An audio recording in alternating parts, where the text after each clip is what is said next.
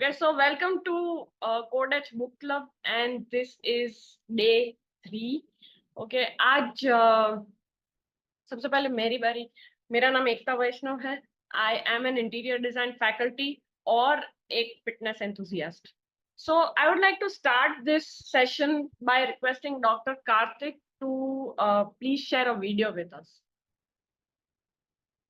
ये एक short video है, बहुत ही शॉर्ट है. Let's see.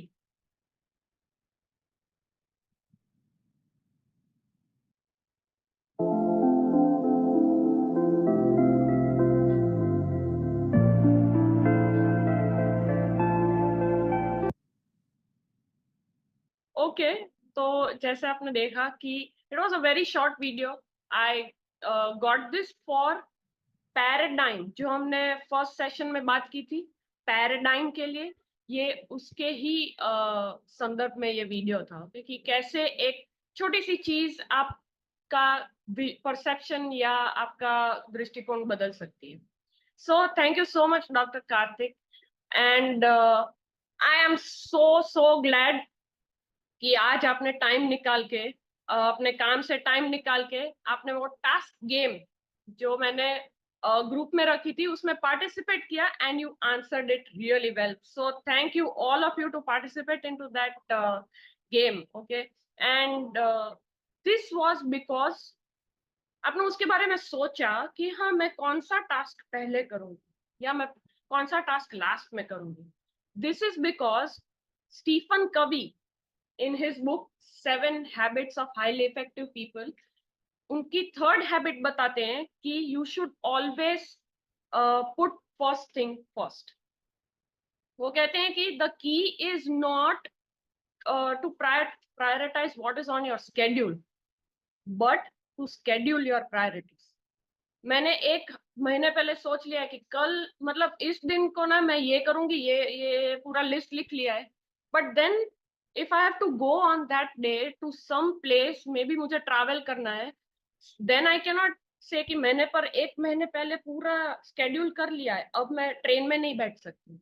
Your priority today is to sit on the train and go wherever you go. Okay. Once again, I would ask Dr. Karthik to share the photograph, and then we'll talk further. So this photograph that is being shared, ये एक technique है जो Stephen कवी बताते हैं. This is called the time management matrix, और ये 4 quadrant technique है. उसमें वो कहते हैं कि this is a very very powerful decision making tool. कौन सा काम अभी करना है, इसके लिए आपको ये 4 क्वाड्रेंट. पहला क्वाड्रेंट क्या है, that it is very urgent. Important है या नहीं you don't know, but it is very urgent, so you have to do it now. It is always you are like a fire fighter. आपको दौड़ के या ambulance हो, वो क्या करते हैं, पूरा टाइम दौड़ते ही रहते हैं. Okay, second quadrant that you see is कि वो इम्पोर्टेंट है पर अर्जेंट नहीं, तो then you have to decide कि ये मैं कब करूंगी. थर्ड क्वाड्रेंट इज वो इम्पोर्टेंट भी नहीं है और अर्जेंट भी नहीं है, just leave it, forget it, कोई काम नहीं है उसका. फोर्थ क्वाड्रेंट इज कि वो अर्जेंट है और इम्पोर्टेंट. ओके, तो वो किसी को आप दे सकते हो. सॉरी, मतलब इम्पोर्टेंट है पर अर्जेंट नहीं है, you can just give it to somebody, delegate it, right. तो ये 4 क्वाड्रेंट में an effective person or a proactive person is always in the second quadrant. वो हमेशा important task पहले करते हैं ताकि वो urgency तक जाए ही. So he also says that quadrant 1 is called the firefighter trap. You behave like a firefighter. You are always in a hurry. हमेशा स्ट्रेस रहते हो. वो एक एग्जांपल भी देते हैं कि एक एग्जीक्यूटिव थे, वो हमेशा ऐसा कहते हैं, मैं कितना भी काम करता हूँ, मैं हमेशा एक तो जल्दी में रहता हूँ और मैं कितना भी काम करूँ खत्म ही नहीं होता है, just because everything is very very much urgent. Okay? But then Stephen Covey says that you shift into the second quadrant, कि भाई जो इम्पोर्टेंट अभी आपको प्रायोरिटाइज आपने किया और जो इम्पोर्टेंट लग रहा है, please do that first, then you can do whatever is left later. Okay, thank you so much Dr. Karthik for this. The second management technique, time management technique, he says is the big rocks time management analogy. Okay, तो मैं experiment करना चाहूंगी, छोटा सा experiment है. Okay, so this is I am sure you all are able to see. मैंने इसमें पहले रेत डाली. ओके, फिर मैं उसमें छोटे पत्थर डाल रही हूँ. And then at the end I am putting this big rock. तो अभी क्या हुआ कि ये कहीं फिट ही नहीं हो रहा है. Instead what he says is कि आप अगर पहले बड़ी चीज, जैसे कि आपका फैमिली, आपका इंपॉर्टेंट टास्क, अगर वो सब चीज, then the smaller things, whatever other things, and then something which is not required, अगर वो आप डालोगे like that, वो सब फिट हो जाएगा आपके दिन में. Right, so he says that you should always consider the big rocks. Big rocks मतलब exercise है, family के साथ time है, learning है, planning है, work है, एकदम deep work है. ये सब important task या big rocks है हमारे लिए. Right? Okay, then he says जो delegation वाला था कि आप किसी को दे दो. So there are two types of delegation, he says. पहला है गॉफर्स डेलीगेशन. उसमें क्या है, आप हमेशा किसी को कहते रहो ये करो, अभी ये करो, now do this, now do that. The person will get bored so much. But if they know कि हमें फाइनली एक रूम डिजाइन करना है, you can do it however you want, room design करना है, so then that person will also have more creativity and more enthusiasm to work on that task. So he gives some points. If you want to have if you want to practice the third habit, he says identify your key roles. मैंने second session में भी कहा था that there are some roles. Okay, कि अभी मैं, आपका role क्या है, you are an audience right now, so that is your role. Then define goals of the role. अभी आपका गोल क्या है, that you have to listen properly and you have to watch properly, and then you have to schedule your activity. These are the things that he says. Now what happens if there is no habit 3? हमेशा हम busy रहेंगे पर productive नहीं. हमेशा urgency ही रहेगी हमारी, और and will always be stressed. Okay, और जो बड़े या लॉन्ग टर्म गोल्स हैं वो हमारे उसमें से निग्लेक्ट हो जाएंगे. So the key quote that Kavi says is, the main thing is to keep the main thing the main thing. Simple है एकदम, जो इंपॉर्टेंट है उसे ही इंपॉर्टेंट रखो, बाकी सब चीजें नहीं. सोशल मीडिया या फोन, अभी मैं मीटिंग में बैठी हूँ पर फोन रिसीव करना पड़ेगा, नहीं. Meeting is important right now, just do that. Okay, except if it is an urgent call. Obviously आपको पता है कि लाइक मम्मी है, पापा है, उनके कॉल्स अलग. Okay, so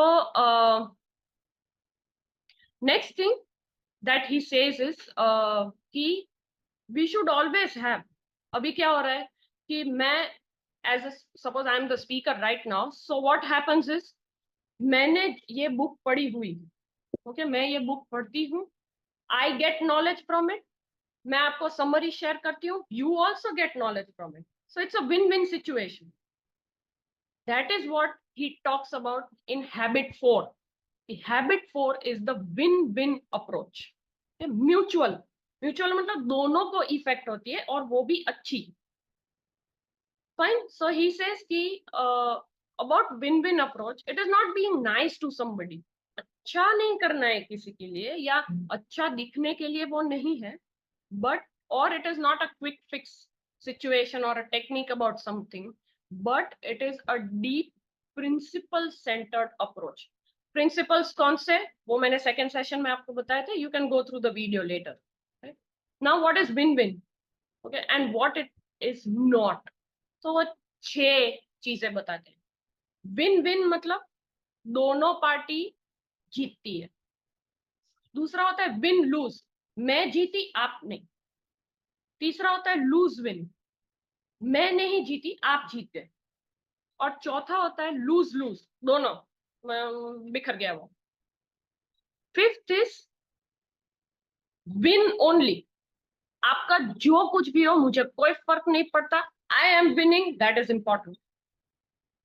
and sixth is win win और नो डील। या तो विन विन कर रहे हो या आप छोड़ रहे हो, क्या छोड़ो यार, मांडवली छोड़ो ना, नहीं करना है। So in Covey's view, win win requires a foundation of character. कौन से character?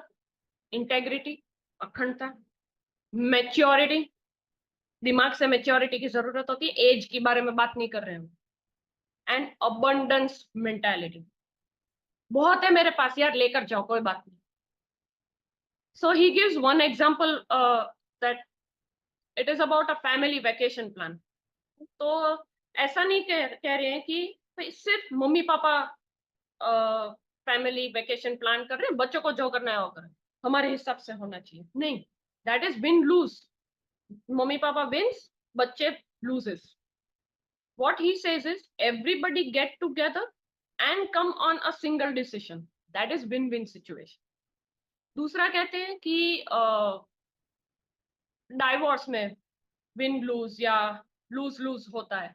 So he says that win lose is, आजकल तो बहुत ही हो रहा है कि जो लड़की वाले जो साइड होती है, they ask for what, 50 lakh rupees, और 50 lakhs, so they win and the लड़का वाला side loses, or whatever, the other way around is also possible. So the moral of this story is that win-win starts with internal security. मैं ठीक हूँ, मुझे, मैं secured हूँ, इसलिए सामने वाले को मैं सिक्योर कर सकती हूँ।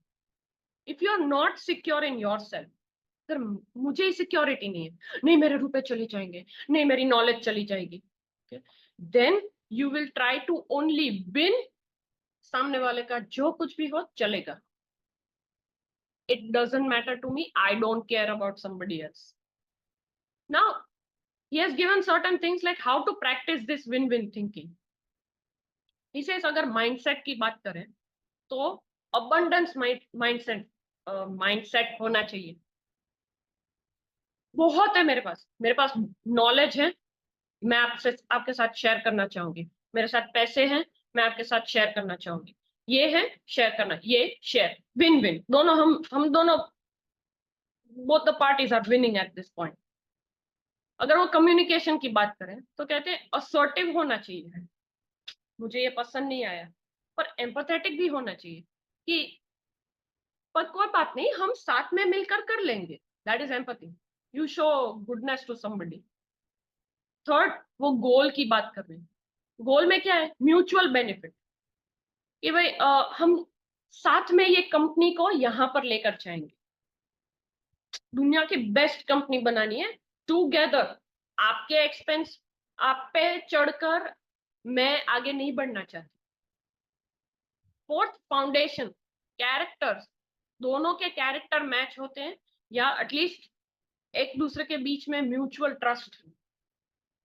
Fifth he says is conflict style. Conflict style क्या है, मारो पीटो एक दूसरे को, ऐसा नहीं, कोलाब्रेशन, आप कोलाबरेट करो कि अच्छा आप अकाउंट्स में अच्छे हो, आप अकाउंट्स करना, मैं सेल्स में अच्छी हूँ, मैं सेल्स करूंगी, done, same company but different work, और एक दूसरे के काम में हम टांग नहीं अड़ाएंगे। That is what conflict style of collaboration. So final quote from Covey is win win is not a technique, वो एक टेक्निक नहीं है, it's a total philosophy of human interaction. वो एक एकदम फिलोसॉफिकल आइडिया है which is sometimes difficult for people to develop, but it can be done. वो कहते हैं ना कि एक दिन में नहीं होगा पर एक दिन जरूर होगा। So thank you so much everybody, thanks for listening.